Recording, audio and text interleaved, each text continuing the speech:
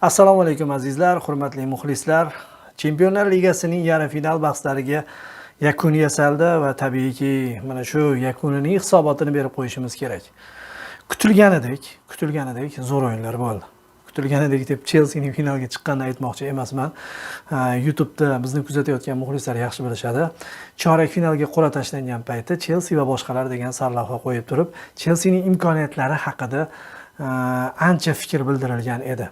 Endi bu qandaydir taxmin yoki bashorat emasdi, balki vaziyatdan kelib chiqib aytilgan gaplar hammasi u yerda tahlil qilingan va tahlillar to'g'ri bo'lib chiqdi, xolos. Lekin o'shanda ham baribir bu tomonda Manchester City, Bavariya, PSG tomonida kim finalga chiqishi umuman gapirilmagan, uni taxmin qilib bo'lmasdi. Manchester City tarixida birinchi marotaba finalga chiqdi.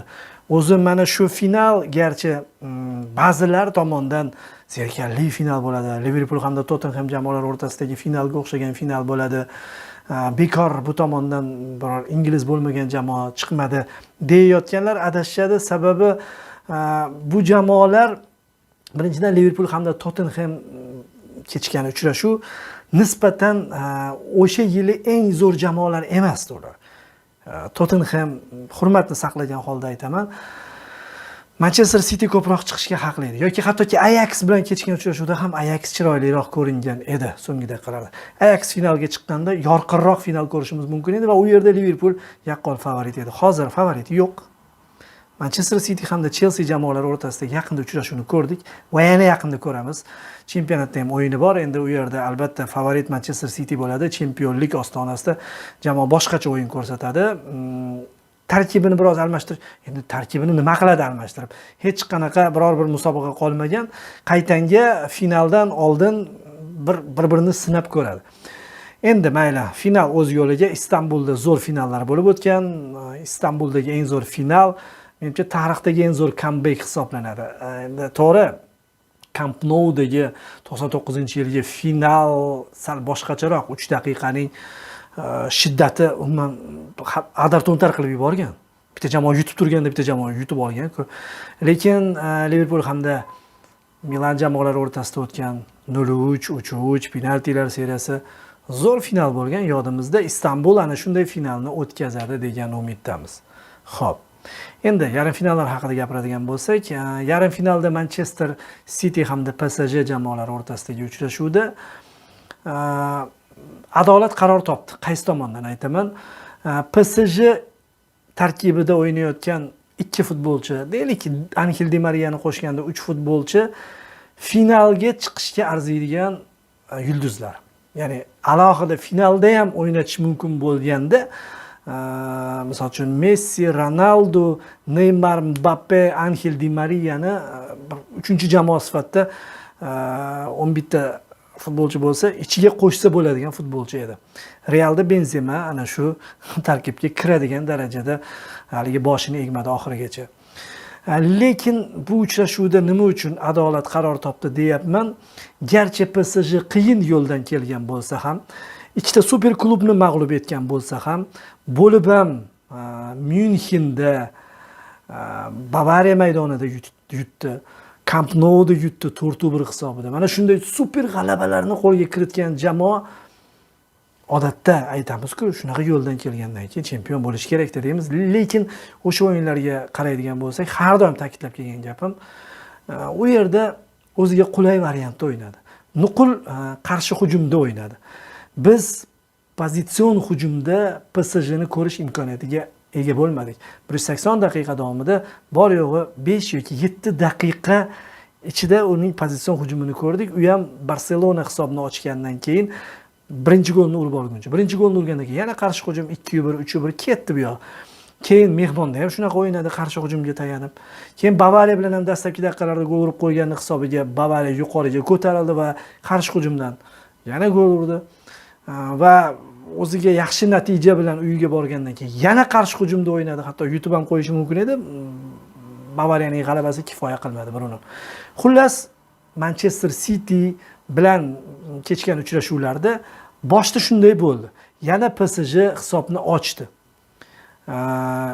Gap so'z bo'lishi mumkin emas. PSG o'zi haligi yorqin 20 daqiqalik o'tkazdi. Bunga e'tiroz bildirmaymiz. Pozitsion hujumlarda ham yomon emasligi ma'lum bo'ldi, lekin 90 daqiqa o'ynash kerak edi.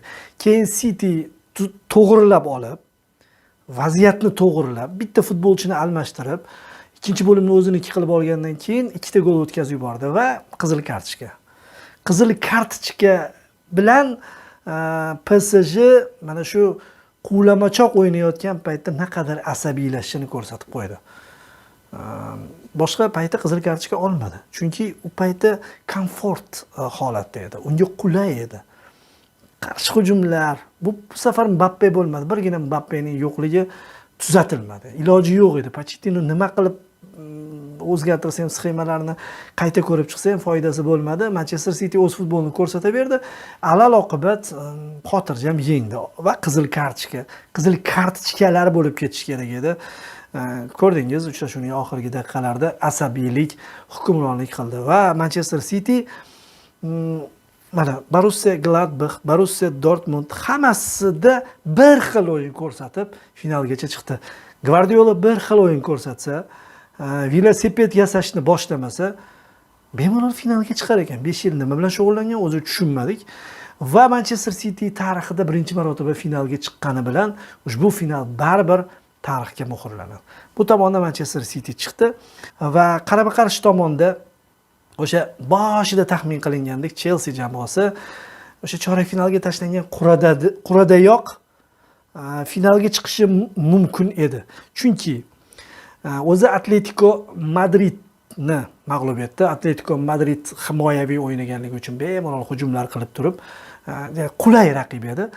Gol o'tkazmagan holda 3-0 umumiy 3-0 hisobda dog'da qoldirdi Chelsea Atletico Madridni. Keyin Atleticodan da battarroq, saviyasi pastroq, lekin himoyada o'ynaydigan Porto nasib qildi. Portoni hamma kutib turgan edi, Chelseaga nasib qildi. Va Portodan o'tgach turgan gapki Liverpool hamda Real Madrid jamoalari o'rtasidagi o'zi bu yil eng ko'p muammolarga uchragan, tarkibida koronavirusdan tortib jarohatning har bir turi kuzatilgan jamoalarning to'qnashuvidan keyin yaralanadi-yu. Ana shunday yaralangani bilan o'ynardi. Bu o'zi Porto bilan hech qanaqa jarohatsiz, zaharsiz chiqadigan hol edi. U yerda Liverpool chiqsa ham, Real chiqsa ham, baribir Chelseaning yosh navqiron Tuchel final ta'mini totib ko'rgan murabbiyning rotatsiyalari bilan o'tsa bo'lardi. Buni juda bir katta taxmin emasdi. Shunday bo'lib chiqdi. Va qiziq tomoni finalga chiqyapti va finalda narigi tomonda chorak finalning narigi yo'lagida bir-biri bilan qirg'inbarot janglar qilib kelgan oxirgi jamoa bilan o'ynaydi. Faqat endi farqi Chelsea endi yarador bilan o'ynamaydi. Manchester City o'z tarixida birinchi marotaba chiqib turdi. Pep Guardiola 10 yillik tanaffusdan so'ng chiqdi. Tuchel esa Hilayfiga salom aytdi. Janob dedi. Meni haydadingiz, o'rnimga Pochettinoni olib keldingiz. Pochettino finalda yo'q. Men yana qatorasiga 2-yil finaldaman dedi. Istanbulga men boraman dedi va Chelseaning bugun Real bilan kechgan o'yinini ko'rib, juda ko'p futbolchilarni birdaniga 2 oy ichida o'zgarib ketganini ko'rib turib, futbolda naqadar murabbiy lozimligi, murabbiy faktori ustunligini ko'ra bildik. Mana hozir Juventus muxlislari Pirloni ketishini istashyapti. Rostdan ham Juventus tarkibi zo'r. Men nima uchun Juventusga to'xtalyapman? Pirlo hamda Lampard baribir bir-biriga o'xshash ekan. Garchi Lampard bitta jamoada murabbiylik qilib kelgan bo'lsa ham, uning qarashlari albatta Pirlonikidan ustun bo'lsa ham, murabbiylik boshqa soha ekanligini ko'rdik. Mana Lampardda ham shu mahsulot edi, shu masalliq edi. Lekin Tuchel 100 kun ichida yutmagan murabbiy qolmadi. Allardyce bilan Sulsher kulib o'tirishdi bir chetda, faqat ularni mag'lub eta olmadi. Bielsa ham zo'r o'yin ko'rsatdi darvoqe, 1-1 bo'ldi. Yodimda zo'r o'yin ko'rsatgan edi. Pressingda o'ynaydigan jamoalar bilan Tuchel qiynaladi, lekin uning baxtiga mana shu Chempionlar Ligasi yo'lagida unga qarshi katta pressingda o'ynaydigan jamoaning o'zi yo'q edi.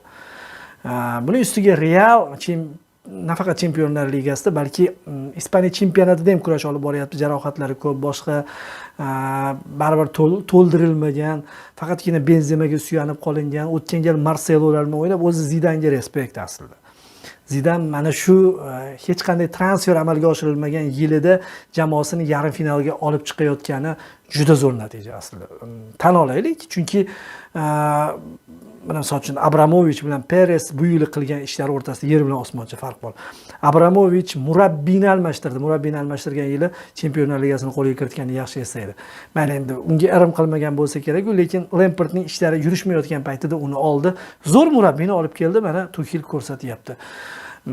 Keyin olgan futbolchilarini baribir foydasi tegyapti. Wernerni har qancha tanqid qilmaylik, u pressingda zo'r qatnashadi. Mount universal gap so'z bo'lishi mumkin emas va ayniqsa Kante siymosini butunlay charxlab bir gavharga aylantirib qo'ygani uchun ham Tuchelga Chelsea muxlislari minnatdorchilik izhor qilishlari kerak. Kante bechora Lampard paytida maydonda nima qilayotganini bilmayotgandi. Mayli Mount qutqarayotgandi, Abrahamlar o'ynayotganda, Jirularni tushirardi. Lekin Tuchel har bir uchrashuvda raqibni o'rganib. Mana qarang. Zidan har bir o'yinga alohida tayyorgarlik ko'radi. Zidanning analitik shtabi zo'r ishlaydi. Bunga hamma tan beradi. Chunki u giklar ustidan g'alaba qozondi. Gasperini mag'lub etdi, taktik tomondan va Kloppni mag'lub etdi. Hamma qo'yga Interni ham Conte nisbatan gikroq murabbiy deydigan bo'lsak, uni ham mag'lub etdi. Ya'ni shunaqa bir kutilmagan bir futbolchini qaysidir pozitsiyaga qo'yishi natijasida hamma raqibni hamma strukturasini buzib yuboradigan darajada zo'r o'zgarishlar qiladi. Buni hamma biladi. Lekin Zidan oxiri shunaqa bir moslashuvchan, o'zidan battar moslashuvchan murabbiyga to'qnash keldiki, buni biz birinchi uchrashuvda ko'rdik. Ya'ni 3 ta himoyachi bilan o'ynashi e'lon qilingan soati Tuchel o'z intervyusida aytib o'tdi, darhol futbolchilarni yig'gan, futbolchilar e'lon qilingan, lekin sxema o'zgargan. Shu futbolchilar bilan sxemani o'zgartirib tashlagan. Mountni orqaroqqa tortgan, Kante yana ikkita pozitsiyada o'ynash imkoniyatiga ega bo'lgan. Keyin Jorginho ko'proq himoyachilarga, xullas 3 ta 4 ta futbolchining o'ynaydigan hududlari olinishi natijasida ko'proq o'ng tomondan hujumlar tashkil etilishini ko'rsatma sifatida bergan holida Marceloni yeb tashladi. Aspilicueta, qarigan Aspilicueta hujumda yuribdi. Nima qilsin, o'zi hujumga o'tishga u ko'rsatma olmagan, lekin bo'm-bo'sh, yo'q, qo'rqilayotgan futbolchi yo'q.